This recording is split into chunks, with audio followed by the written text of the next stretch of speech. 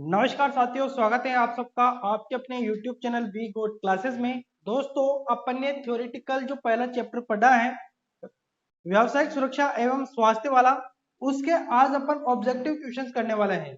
Objective questions करने से यह फायदा होगा कि आपको पता चलेगा कि किस तरीके के क्वेश्चंस एग्जाम में पूछे जाते हैं।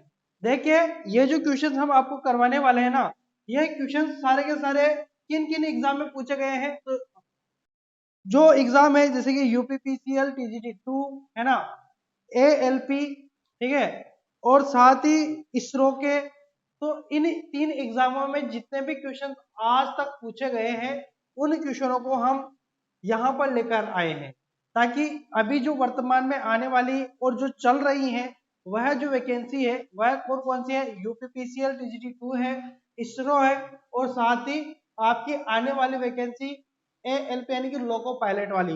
तो उनके क्वेश्चन हम लेकर आए हैं ताकि आपको जो एग्जाम की तैयारी कर रहे होंगे उनके लिए यह बहुत ही फायदेमंद क्वेश्चंस रहेंगे, ताकि उनको पता चले कि इस चैप्टर से संबंधित कितने क्वेश्चन एग्जाम में पूछे जा चुके हैं, है ना। जितने भी आज दिन तक पूछे गए हैं ना, वो सारे के सारे क्वेश्चन हम इस क्लास में आपको करवाने वाले हैं। तो क्लास को आप अंतिम तक जरूर देखना। फर्स्ट ईयर वाले स्टूडेंट भी इस क्लास को जरूर देखना, ताकि आपको पता चलेगा कि कंपटीशन का लेवल क्या होता है, किस तरीके के क्वेश्चन एग्जाम में बनते हैं। ठीक है, तो क्लास की शुरुआत करते हैं अपन। क्वेश्चन नंबर 1 आपको बेहतरीन तरीके से आपको क्वेश्चन दिख रहा होगा, ठीक है। तो क्वेश्चन है, रिक्त स्थान से अधिक की विद्युत धारा वाले बिजली के झटके से त्वचा जल जाएगी। देखिए, यहां पर आपके ऑप्शन में है 200 milliampere, 15 milliampere, 10 milliampere और 50 मिली एम्पियर। तो यहाँ पर आपका क्या आंसर होगा। मैंने वैसे थ्योरेटिकल क्लास में इसके बारे में पूरा अच्छी तरीके से आपको समझाया है कि कितने एम्पियर पर कितना खतरनाक झटका लगता है ना, और कौन सा करंट सुरक्षित है। अगर आपने वो क्लास नहीं देखी है तो आप जाकर वो क्लास देख सकते हैं, आपको उस क्लास से सारा सिस्टम समझ में आ जाएगा। ठीक है, यहाँ पर जो आंसर होगा ना आपका, वह आंसर क्या होगा, ए ऑप्शन जो दिया है आपको, ए ऑप्शन यहाँ पर कंप्लीटली आपका सही आंसर होगा, जो कि दिया है 200 मिली एम्पियर। देखिए, 200 मिली एम्पियर को अपन अगर एम्पियर में कन्वर्ट करें तो कैसे करते हैं, 200 में अपन है ना, 200 में अपन 1000 का भाग दे देते हैं। कितने का भाग दे देते हैं, 1000 का भाग दे देते हैं। जैसे अपन 1000 का भाग देते हैं तो यहाँ पर क्या हो जाता है, इस जीरो से ये जीरो कट जाती है, इस जीरो से ये जीरो कट जाती है, और यहाँ पर हो जाता है 0.2 एम्पियर। ठीक है, तो यहाँ पर क्या हो जाता है, 0.2 एम्पियर हो जाता है। या तो आप 200 मिली एम्पियर कहो या आप 0.2 एम्पियर कहो, बात एक ही है। ठीक है, आगे अपन देखिए दूसरे नंबर का क्वेश्चन है आपके सामने।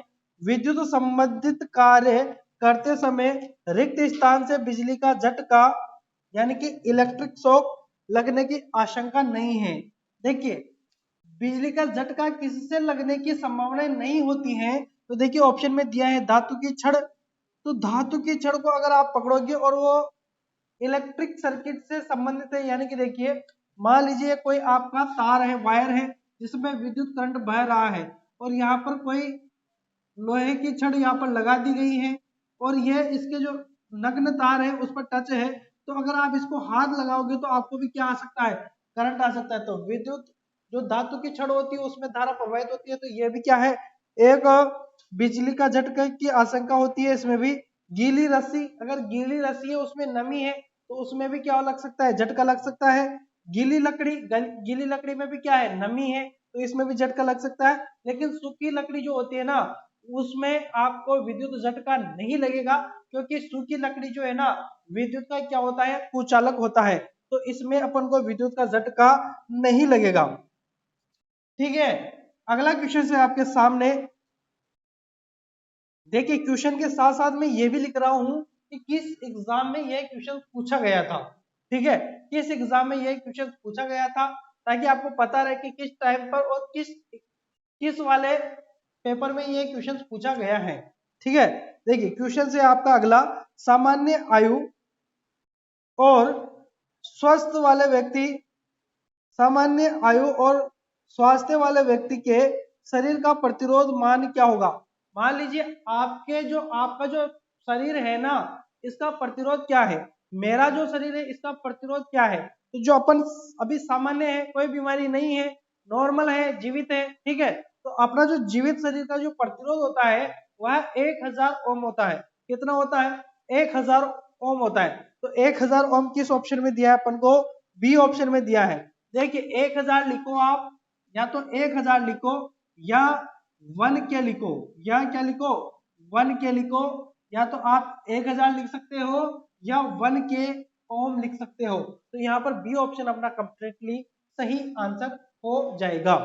ठीक है, नेक्स्ट क्वेश्चन है, मानव शरीर का प्रतिरोध शुष्क होने पर होता है। देखिए मानव शरीर का जो प्रतिरोध रहता है ना, वह सूखे होने पर,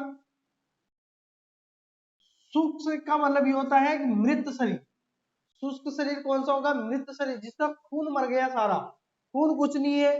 देखिए आप जानते हैं अपना जो शरीर जीवित रहता है ना, उस टाइम पर अपने शरीर के अंदर 75% के लगभग पानी होता है ना, 75% से मिलकर अपना शरीर बनता है पानी से। ठीक है, तो शुष्क शरीर वह होगा जो अपना शरीर सूख जाएगा, पानी की मात्रा बिल्कुल समाप्त हो जाएगी। तो जो शुष्क शरीर है उसका प्रतिरोध क्या होगा? तो शुष्क शरीर का जो प्रतिरोध होता है वह देखिए कितना होता है, वह होता है 70,000 से 1 लाख तक होता है। 70,000 से 1 लाख के लगभग अपना प्रतिरोध होता है। तो देखिए, और देखिए इसको किस में मापते हैं? तो प्रति वर्ग सेमी के बीच, प्रति वर्ग सेमी के बीच, ठीक है, प्रति वर्ग सेमी के बीच। तो यहाँ पर क्या आंसर आएगा अपना? बी ऑप्शन यहाँ पर भी कंप्लीटली अपना सही आंसर हो जाएगा। ठीक है, नेक्स्ट क्वेश्चन है, विद्युत कार्य के लिए किस तरह के जूते का उपयोग किया जाता है? विद्युत कार्य के लिए आप रबड़ के जूते का उपयोग करेंगे तो बेहतर रहेगा आपके लिए। कौन से वाले जूते हैं? तो रबड़, देखिए मोटे रबड़ सोल वाले चमड़े के जूते। कौन सा है यहाँ पर? सी ऑप्शन आपका कंप्लीटली यहाँ पर भी सही आंसर होगा। सी ऑप्शन कंप्लीटली सही आंसर हो जाएगा।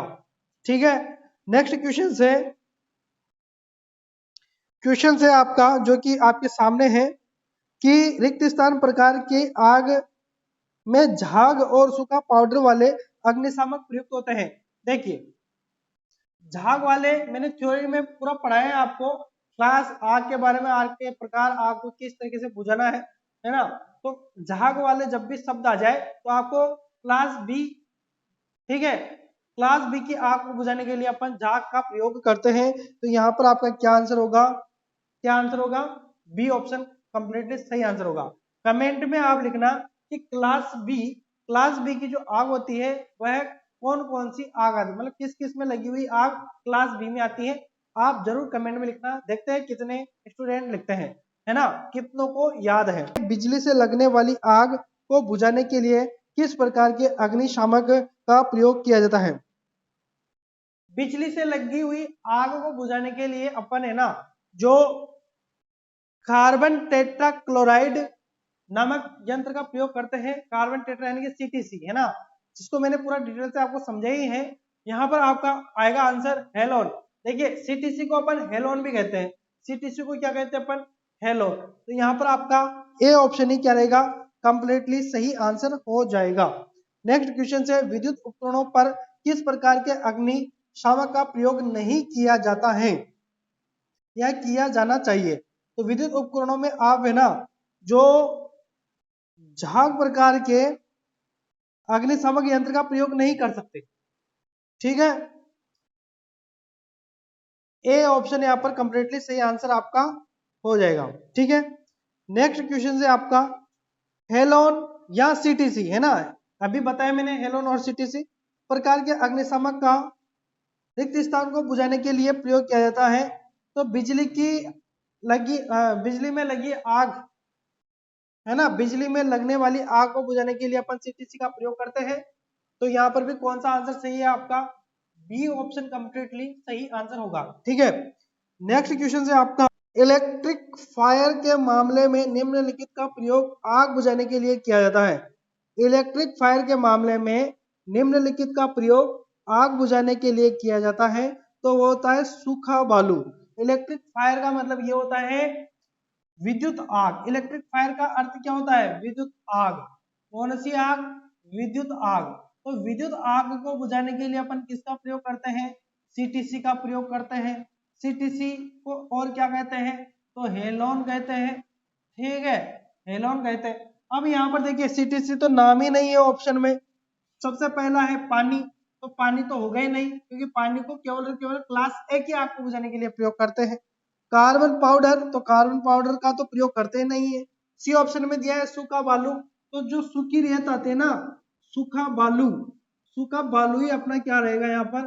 कंप्लीटली सही आंसर होगा, जो कि अपना सी ऑप्शन में दिया गया है। नेक्स्ट क्वेश्चन, पीपीई का पूर्ण रूप क्या है? बहुत ही सिंपल सा क्वेश्चन है। तो यहाँ पर क्या आंसर है? पर्सनल प्रोटेक्टिव इक्विपमेंट, वैयक्तिक रक्षक उपकरण हिंदी में कहते हैं। तो पर्सनल प्रोटेक्टिव इक्विपमेंट अपना कंप्लीटली सही आंसर, जो कि अपन को डी ऑप्शन में दिया गया है। ठीक है, नेक्स्ट क्वेश्चन है, निम्नलिखित में से कौन सी विधि कृत्रिम श्वास की मुख्य विधि है? देखिए मैंने इसको भी आपको अच्छी तरीके से पढ़ाया है। तो मुख्य विधि कौन सी है और सिंपल विधि कौन सी है? तो मुंह से मुंह विधि। ठीक है, कौन सी विधि? मुंह से मुंह विधि। अगर मुंह बंद हो जाए तो अपन मुंह से नाक विधि का भी प्रयोग करते हैं। तो यहाँ पर क्या आंसर अपना? तो यहाँ पर अपना डी ऑप्शन सही है, मुंह से मुंह विधि।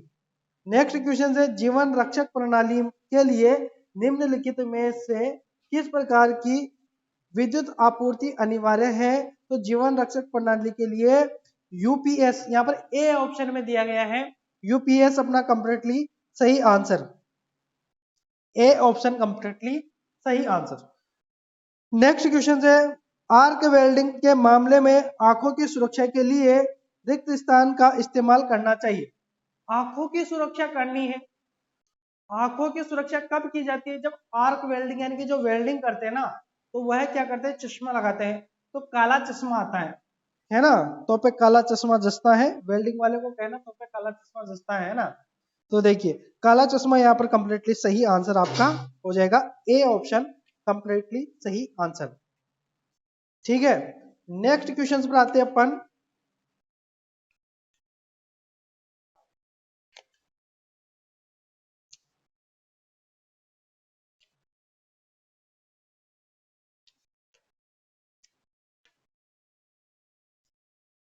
क्वेश्चन से अपना 16 नंबर क्वेश्चन से, अग्नि अलार्म प्रणाली के भाग क्या है? अग्नि अलार्म प्रणाली के जो भाग है वह है धुआं। ए ऑप्शन को आप ध्यान पूर्वक देखिए और इसको समझिए।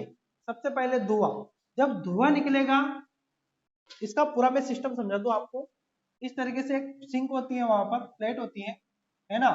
तो जैसे ही आपने सिगरेट जले या बीड़ी जले या आपने लकड़ी जले या कुछ भी जलाया, जलाते ही यहाँ से क्या होगा? धुआं निकलेगा, या आग लग जाती है तो धुआं निकलेगा।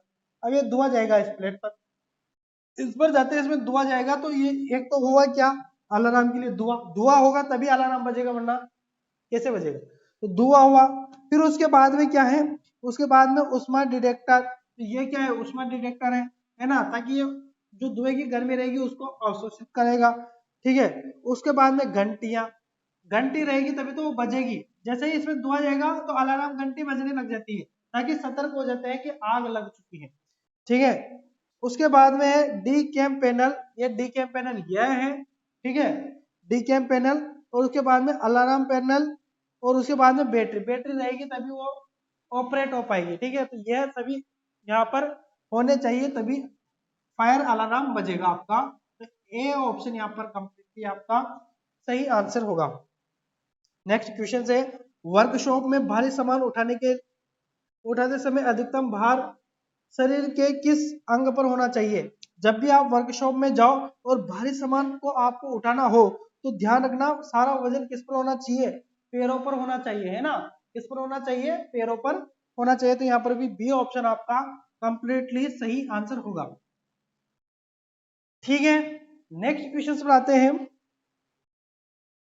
विद्युत आघात के पश्चात सबसे पहले क्या किया जाना चाहिए? विद्युत आघात के पश्चात, यानी कि किसी को विद्युत का झटका लग जाता है, तो उसके पश्चात सबसे पहले आपको क्या करना है। तो देखिए सबसे पहले आप यह करोगे कि उसको, उस व्यक्ति को क्या करोगे आप, ऑप्शन देखिए कृत्रिम श्वास देना चाहिए। तो सबसे पहले कृत्रिम श्वास देना चाहिए क्या, तो पहले उसको जो विद्युत के संपर्क में है तो वहां से तो छुड़ा ले अपन, उसके बाद में देंगे। तो विद्युत स्रोत से संपर्क छूटे यह सुनिश्चित करना चाहिए। तो बी ऑप्शन यहाँ पर सही आंसर होगा, क्योंकि पहले यह देखना होगा कि वो अभी भी विद्युत के संपर्क में है या वहां से छूट चुका है। अगर वो छूट चुका है तो उसको वहां से हटाकर फिर उसके बाद में उपचार करना है। एक तो अपन पहले उपचार करने चले जाए और विद्युत के संपर्क में हो, वो तो मरा जो मरा, फिर अपन भी वहां पर उसके साथ मर जाए। तो इसलिए पहले यह सुनिश्चित करना है कि वह विद्युत के संपर्क में है या छूट चुका है। ठीक है, तो यहाँ पर क्या आंसर अपना, यहाँ पर बी ऑप्शन अपना सही आंसर। नेक्स्ट क्वेश्चन, विद्युत सुरक्षा नियमों के संदर्भ में निम्न में से गलत कथन का चयन करें। विद्युत सुरक्षा नियमों के संदर्भ में निम्न में से गलत कौन सा है, गलत निकालना है अपन को कि गलत कौन सा है। बाकी सब तीन सही है, एक गलत है। वो एक गलत कौन है, तो एक गलत है देखिए परिपथ, ए ऑप्शन को ध्यान से देखिए, परिपथ स्विच बंद करने के बाद ही फ्यूज को बदलना या निकालना चाहिए। ये तो सही है, ए ऑप्शन तो सही है आपका, ठीक है, ये तो सही है, क्योंकि बंद मेन स्विच है ना, उसको बंद करने के बाद ही अपन को फ्यूज को निकालना चाहिए, तो ये तो सही है। ठीक है, समस्या निवारण के दौरान अनावृत चालकों को स्पर्श करें। अनावृत का मतलब होता है नंगे वायर, ठीक है, जिस पर इंसुलेशन नहीं चढ़ा हुआ है उनको छुए, तो ये बात गलत है, इसको नहीं छूना है। अनावृत वायर को कभी भी नहीं छूना है, तो ये गलत है। ठीक है, तो यहाँ पर बी ऑप्शन ही सही होगा, बाकी सी और डी को भी पढ़ लेते हैं। विद्युत परिपथों पर काम करते समय लकड़ी या पीवीसी विद्युत रोधी हस्त पेचकस का प्रयोग करें। तो बिल्कुल राइट बात कही है यहाँ पर, अगर आप विद्युत कार्य कर रहे हो तो लकड़ी या जिन पर इंसुलेशन चढ़ा हुआ है वही औजार को प्रयोग करना है, ठीक है, ताकि अपन सुरक्षित रहें। डी ऑप्शन जो दिया है अपन को, खंभों या उच्च उत्कर्ष बिंदुओं पर काम करते समय हमेशा सुरक्षा बेल्ट का उपयोग करें। देखिए अगर आप हाइट पर, कहीं पर भी हाइट पर काम कर रहे हो, है ना, तो वहां पर आपको क्या करना है, सुरक्षा बेल्ट जरूर लगाना है। तो ये भी सही है। अपन को गलत पूछा है तो गलत कौन सा है, बी वाला गलत है, तो यही अपना क्या होगा, सही आंसर होगा। ठीक है, नेक्स्ट क्वेश्चन से निम्नलिखित विकल्पों में से उस निर्देश का चयन करें जो विद्युत अग्नि के संदर्भ में गलत है। यहाँ पर भी अपन को गलत ही देखना है, यहाँ पर भी क्या देखना है अपन को, गलत ही देखना है। तो देखिए निम्नलिखित विकल्पों में से उस निर्देश का चयन करें जो विद्युत अग्नि के संदर्भ में गलत है। विद्युत अग्नि के संदर्भ में क्या गलत है वो देखें। तो जब आप भय संकेत सुनेंगे तो पंखे, परिसंचारित्र, एयर सर्कुलेटर बंद न करें। देखिए ये बात गलत है, ए ऑप्शन ही कही ना जो गलत है। अगर आपको कहीं पर आग लग गई है और वहां पर आपको आवाज आ जाए अलार्म की, फायर अलार्म की, कि घंटी बजती है फायर अलार्म की, वो क्यों बजी, तो कहीं पर आग लगी है इस कारण से बजी। आग लगने के बाद, घंटी बजने के बाद भी अगर आप पंखे और जो एयर एसी वेसी है तो उनको बंद नहीं कर रहे हो, तो ये गलत बात है, आपको बंद करना चाहिए, है ना। ये क्या है, गलत है जो ए ऑप्शन में दिया गया है। बी ऑप्शन में क्या दिया है, यदि आप अग्नि शमन दल में शामिल नहीं है तो परिसर से बाहर निकल जाए। अगर आप आग बुझाने वाले नहीं हैं तो वहां से आपको क्या करना चाहिए, पलायन कर लेना चाहिए, बाहर निकल जाना चाहिए। तो यह तो सही है, आप जानते नहीं हो आग कैसे बुझाई जाती है, तो यह बात तो क्या है, सही है। ठीक है, आगे देखिए यहाँ पर, जब आप अलार्म सिग्नल सुने तो सभी मशीनरी और बिजली बंद कर दें। अगर हो सके तो आप सभी को बंद कर दें, तो ये तो करना ही है आपको। अगर आग लग गई है तो मशीनों को, इनको सभी को क्या कर देना है, बंद कर देना, बंद कर देना है जितना हो सके। ठीक है, डी ऑप्शन में दिया है भय संकेत अलार्म बजे। अगर अलार्म नहीं बजा हो तो आपको क्या करना है, अलार्म बजाना है आग लग जाए तो ठीक है, तो ये तो अपना सही है। तो गलत कौन सा है, ए ऑप्शन ही गलत है, तो यही अपना क्या रहेगा, सही आंसर हो जाएगा, ए ऑप्शन यहाँ पर दिया गया है। ठीक है, नेक्स्ट क्वेश्चन है, मनुष्य के विद्युत प्रघात धाराओं पर अधिक सुभेद यानी कि असुरक्षित है, तो कौन सा फ्रीक्वेंसी यहाँ पर असुरक्षित है, तो 50 हर्ट्ज। कौन सा, 50 हर्ट्ज। जितना अधिक फ्रीक्वेंसी रहेगा उतना ही शरीर को अधिक झटका लगेगा, ये ध्यान रखना। तो यहाँ पर 50 सेंटेज आपका राइट आंसर होगा, जो कि ऑप्शन किसमें दिया है आपको, डी ऑप्शन में दिया गया है। नीचे अगला क्वेश्चन है, जो कि चित्र में दिखाए गए चेतावनी चिन्ह की पहचान करें। ये चेतावनी चिन्ह किसको दर्शाता है, खतरे की समस्या चेतावनी, चेतावनी तो ये दर्शाता ही है। तो यहाँ पर आपका बी ऑप्शन ही सही आंसर होगा, खतरे की चेतावनी। ठीक है, नेक्स्ट क्वेश्चन आपके सामने है, मानव शरीर पर विद्युत प्रघात का परिमाण पर निर्भर है। देखिए मानव शरीर का जो विद्युत प्रघात है ना, का परिमाण किस पर निर्भर होता है, तो लाइन वोल्टता पर, लाइन धारा पर, मानव शरीर से प्रवाहित धारा पर, या लाइन धारा और लाइन वोल्टेज पर। तो मानव शरीर से प्रवाहित धारा पर डिपेंड करेगा। जितना शरीर के अंदर से प्रतिरोध बहेगा उतना ही व्यक्ति को विद्युत झटका लगेगा। तो यहाँ पर कौन सा आपका आंसर सही है, तो यहाँ पर भी आपका डी ऑप्शन सही आंसर है। ठीक है, क्योंकि जितना इंसान के शरीर से करंट बहेगा ना, उतना ही क्या होगा, विद्युत झटका उतनी तीव्रता से लगेगा। ठीक है,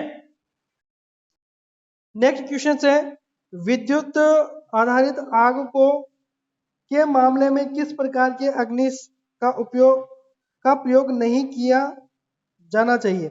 विद्युत आधारित आग यानी कि विद्युत से लगी हुई आग को किस प्रकार के अग्निशामक की सहायता से नहीं बुझाना चाहिए। तो फोम टाइप अग्निशामक जो होता है ना, जाग वाला, जो ऑप्शन में दिया है अपन को, उस अनुसार तो जल युक्त भी नहीं करना चाहिए और झाग वाला भी नहीं करना चाहिए। तो यहाँ पर झाग दिया है तो झाग वाला नहीं करना चाहिए। तो यही अपना यहाँ पर क्या होगा, सी ऑप्शन ही अपना कंप्लीटली सही आंसर यहाँ पर हो जाएगा। ठीक है, नेक्स्ट क्वेश्चन जो कि अंतिम क्वेश्चन है, अग्नि के किस वर्ग में शुष्क चूर्ण शामक का प्रयोग किया जाता है।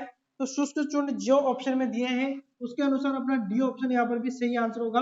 डी ऑप्शन कंप्लीटली सही आंसर, शुष्क चूर्ण। ठीक है, तो ये जितने भी क्वेश्चंस आज दिन तक आए थे इस चैप्टर से रिलेटेड, वो सारे के सारे क्वेश्चंस करवा दिए हैं। कौन कौन से, तो आपको दिख ही गया होगा, एक एएलपी, एक यूपीपीसीएल, टीजी2, है ना, और एक है अपना इसरो। ठीक है, इन 3 वैकेंसीज में जितने भी क्वेश्चन आए हैं वही क्वेश्चन हमने आपको करवाए हैं। उम्मीद है कि आपको क्वेश्चन अच्छे लगे होंगे, क्लास अच्छी लगी होगी। तो आप क्लास को लाइक कर अपने मित्रों तक जरूर शेयर करना। मिलेंगे नेक्स्ट क्लास में और अच्छे क्वेश्चनों के साथ और अपनी थ्योरेटिकल क्लास के साथ। ठीक है,